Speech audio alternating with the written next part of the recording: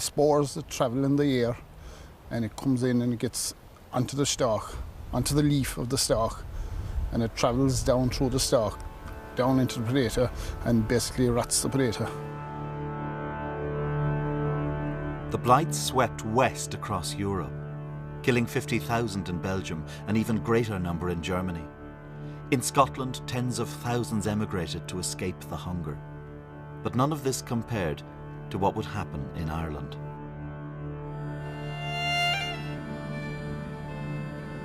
The first deaths occurred in 1846, and the Tory government of Sir Robert Peel responded by importing grain to keep food prices down and by putting the hungry to work, building roads and bridges so they could earn money to buy food. By the beginning of the following year, more than 750,000 people were depending on public works. What is the prevailing mentality at that time towards something like a famine? Well, their initial response to a situation which isn't at all as bad as what it would become is, I think, fairly generous and positive. As the crisis developed, I think attitudes in London became less sympathetic. There's more exasperation and in certain quarters actually hostility and frustration and a sense that the Irish are not grateful, that they must do more to help themselves. By June 1846, there was a new Whig government led by Lord John Russell. The Whigs believed in the prevailing doctrine of laissez-faire, minimal state intervention. Saving the starving was not the government's job, but that of local landlords and of charities.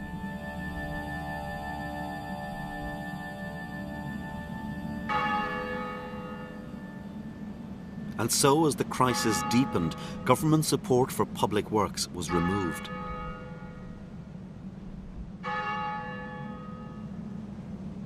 Some landlords were generous and were bankrupted by the cost of relief. Others had no inclination to help and evicted the starving. Priests were heavily involved in helping the people. In Clare, one reported how half of his 1,000 parishioners were dead. Scores were thrown beside the nearest ditch, he wrote, and left to the mercy of dogs which had nothing to feed on. Food prices soared far beyond the wages of those still employed on public works, and government soup kitchens were closed after being open for just 6 months. Famine diseases like typhoid and cholera swept through the population.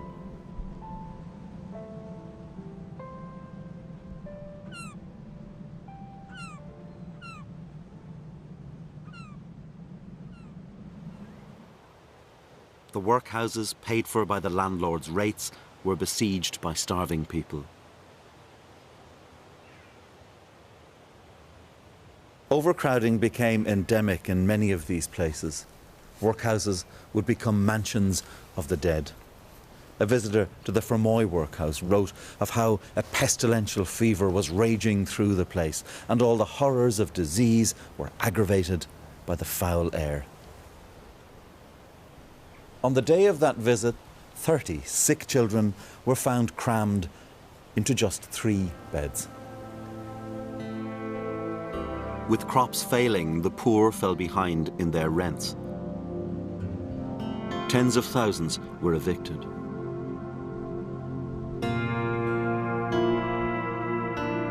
Skibbereen in West Cork was one of the hardest hit areas. In 1847, Lord George Bentinck told Parliament of news he'd received from a local clergyman. I have at this moment in my pocket a letter from the Protestant clergyman of Skibbereen, the Reverend Richard Boyle Townsend, in which he says that in the Poor Law Union of Skibbereen, 10,000 persons have perished from the famine. The Reverend Townsend became what we would nowadays call a humanitarian campaigner. From the rectory here at Skibbereen, he wrote to newspapers and to powerful political figures. This son of the landed Protestant gentry took the full horror of the Irish famine to the heart of the British establishment. Townsend even travelled to London to lobby the Permanent Secretary to the Treasury, Charles Trevelyan. Relief schemes were failing, he said. Emergency food supplies were needed. But Trevelyan saw the calamity in starkly different terms. God had sent the famine to teach the Irish a lesson, he wrote. That calamity must not be too much mitigated. The real evil was the people's selfish, perverse and turbulent character. To Irish nationalists, Trevelyan's callous words represented the true voice of the union with Britain. What is it that motivates Charles Trevelyan? He articulated ideas which I think were pervasive at the time. Things like self-reliance, market forces, small government, the dangers of overpopulation, the danger also of what economists would call moral hazard in the context of famine relief. The sense that if you relieved the Irish too generously, they wouldn't learn a lesson, and the same thing was going to happen in a few decades again.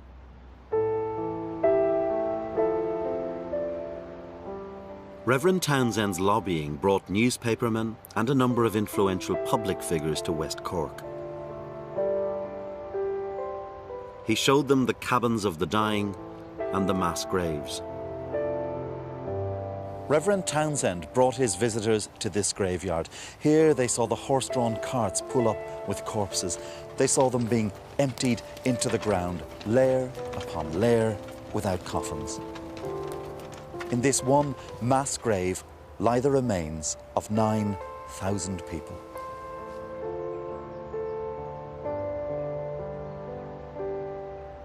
By the time the famine was over, it was estimated more than 1 million had died of starvation and disease.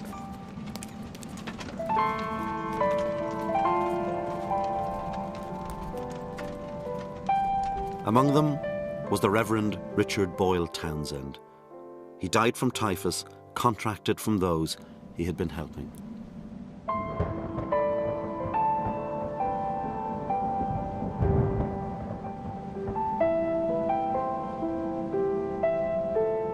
You're talking about a crisis which, by world standards, it's a big famine, but by 19th century European standards, it's absolutely unique. At that time, Britain was capable of doing much more than it did. I think one has to say that. An entire class of small tenants and farm labourers vanished. Some landlords who'd been forced by the government to pay for relief went bankrupt. And there was a new phenomenon, better-off Catholics who bought land on bankrupt estates.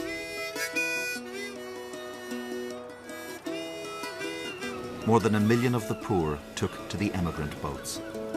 Farewell to you, old Ireland, since I must go away. I now shake hands and bid goodbye, and can no longer stay. Our big ship lies in deep lock foil, bound for the New York shore, and I must go from all I know and lovely Moneymore.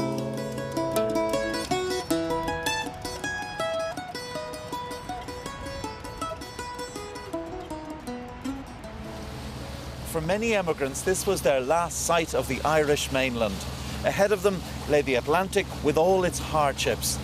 In one 2-month period in 1847, nearly 5,000 people perished on the crossing. This mass migration wouldn't just change the story of Ireland, but of America too.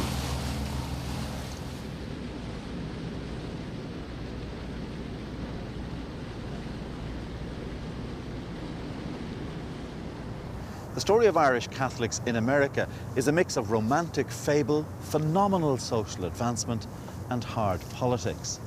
1.5 million Irish left their own country for America during the years of the famine. By the middle of the 1850s, there were more Irish living in New York City than there were in Dublin. When they arrived here in their boats at the East River, they were the poorest of the poor, fanning out into the city.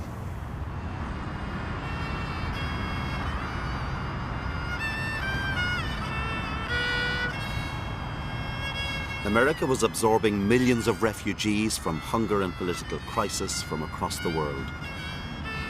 The Irish flooded into the cities of the American East Coast. This is now part of Chinatown, but back then it was called the 5 Points District. Here the Irish jostled and competed with Germans, Scandinavians, Dutch, with blacks who'd fled slavery in the south. Charles Dickens, visiting here, described it as a place that reeked of filth and dirt, where even the houses seemed old from debauchery. It was a place where only the toughest and the canniest survived.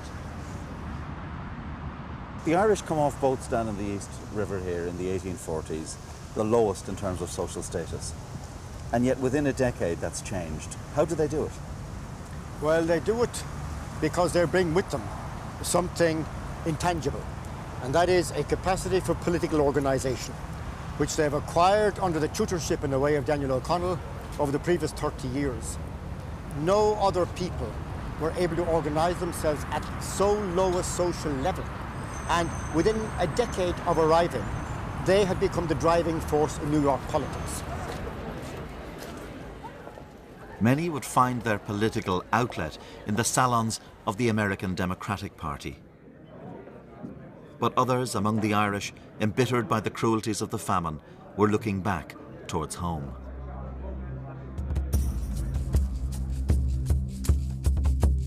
The Fenian Brotherhood, founded in 1858, was rooted in the Young Ireland movement, which had launched a failed rebellion a decade before.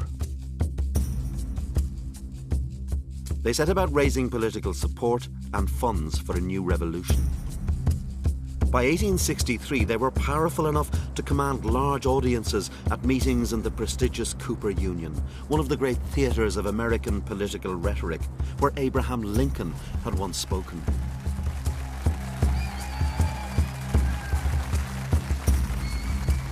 Tell me, in essence, what were the Fenians? Well, the Fenians were essentially the cry for revenge for the famine. That's what they were. And they were able to mobilise over here in America because they were beyond British jurisdiction. The driving force is getting money out of people. That's the ultimate test of organisational capacity. To send back to Ireland, and enormous amounts were collected.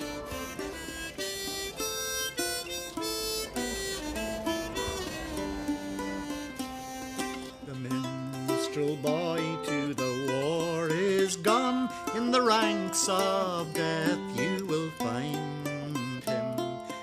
But it wasn't simply a question of money. Irishmen had also gained military experience fighting in the American Civil War. They would now try to strike at British power wherever they could find it. They hope in 1866, immediately after the end of the Civil War, that if they can invade Canada, as the closest British possession. Invade Canada? Invade Canada. How many of them were going to do that? Well, it wasn't all that well planned, let's put it like that. How many men were they going to send? Just over 1,000 tried to get into Canada. And they won some skirmishes on the border, but it didn't work out successfully. And there was a second attempt which worked out even less successfully. But the Fenians understood the power of revolutionary gesture, the propaganda of the deed. In 1867, they carried out the first acts of Irish terrorism in Britain.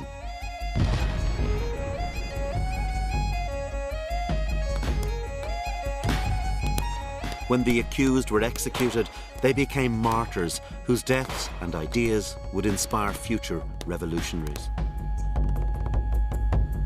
The idea that a self-elected elite will form a shock troop of the Irish nationalist advance. This idea is, I think, influenced by certain movements on the continent in the 1830s, 40s, 50s, the anarchist movements. There are elements of all this in their structure of cells, in their belief that you have to work by conspiracy, a gestural act of violence, often against a symbolic target. This kind of revolutionary politics is part of the essence of Fenianism.